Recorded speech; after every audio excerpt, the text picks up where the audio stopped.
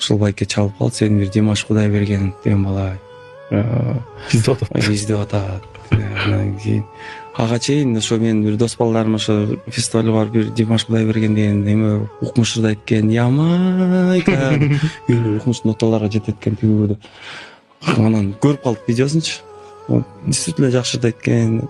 Деп койгом. Анан кийин 2-3 күндөн кийин ошону чалып атпайбы Кыргызстанга Нурлан Насиповке жолугайын деп. Мен башка жакка кетип калган болушум керек эле. Номериңди сурап атат, өзү сүйлөшкүсү келатыр деди. Анан берип койго.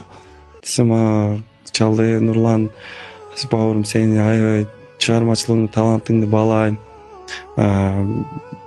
Ушул ырыңды берсең, мен айтайын. Брат, айта бер.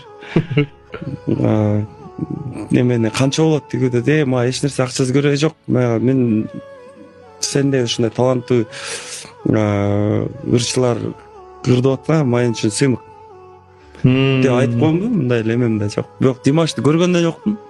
Анан Димаш аябай ыраазы болуп калыптыр магачы. Анан атасы менен апасына айтып барыптыр. Ошо мен кийин эмеме чалып айтышыптыр.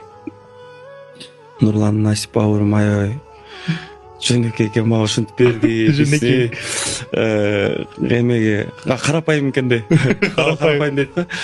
Карапайым эме Алматыга келип биз ага клип тартып берип коелу депчи.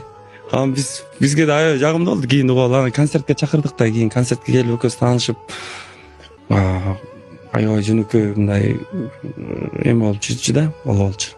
Анан ошентип жүрүп азыр Димаш бул эмне деген ал дүйнөлүк жылдыздардын бирине айланды да.